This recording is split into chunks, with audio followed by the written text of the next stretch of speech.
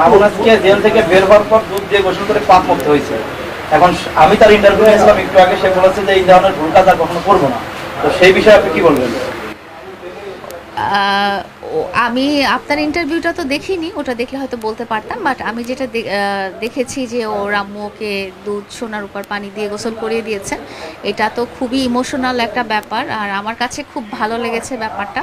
কারণ হচ্ছে যে এটা আমাদের মনে হয় দেশীয় একটা কালচার হতে পারে যে যখন আমরা চাই যে তার উপর কোনো বালা মুসিবত বা খারাপ জিনিস যাতে না আসে, সেই জন্যেই দুধ দিয়ে গোসল করানো বা সোনার উপর পানি দিয়ে গোসল করানো, বদনজর না আসে বা খারাপ বালা মুসিবত না আসে সেটা থেকে রক্ষা পাওয়ার জন্য এটা করা হয়। যেটা করা হয়েছে আমার কাছে খুব ভালো লেগেছে জিনিসটা, মানে আমি খুব ভালো ফিল করেছি এই ব্যাপারটাতে।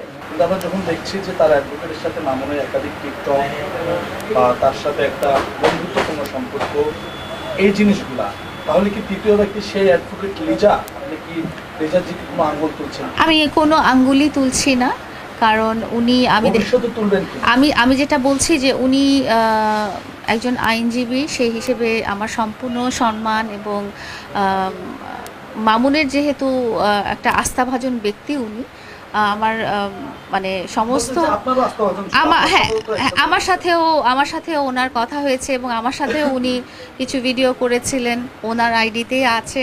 সো আমারও আস্থাভাজন ব্যক্তি উনি, এবং উনি এই কোয়েশ্চেনটার জবাবটা কিন্তু গতকাল রাতে একটা সংবাদ সম্মেলনে উনি বলেছেন যে উনি কোন পরিস্থিতিতে উনি টিকটক করেছেন। আসলে কি আপনাদেরকে এই জিনিসটা বলি, মামুন তো অনেক মোটামুটি সামাজিক যোগাযোগ মাধ্যমে অনেকটাই জনপ্রিয়, এবং ও যেখানেই যায় না কেন সবাই আসে, একটু সেলফি তুলতে আসে, একটু টিকটক করতে আসে। শুধু লিজা আপার কথাই কেন বলছি, এখানে বাইরে গেলে অনেক মেয়েরাই আসে। হয়তো আপনাদের এই এই মানে এই সিচুয়েশনে ওনাকে চোখে লেগেছে, বাট এটা খুব আনকমন কিছু না।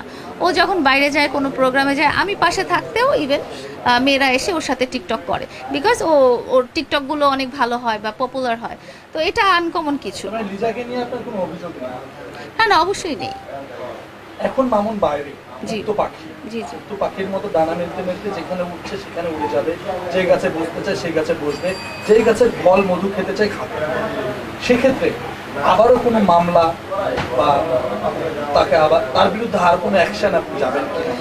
আসলে এখানে কিন্তু দুটো মামলার ব্যাপার হয়েছে, এবং দুটো মামলাই কিন্তু খুব ভ্যালিড গ্রাউন্ডে হয়েছে।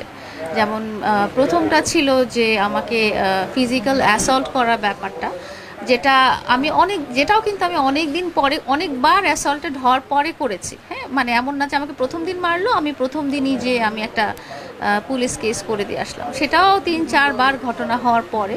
তো একটা স্টেজে আমার মনে হয়েছে যে আসলে মামুনের এই দিকগুলো বা এই পয়েন্টগুলো একটু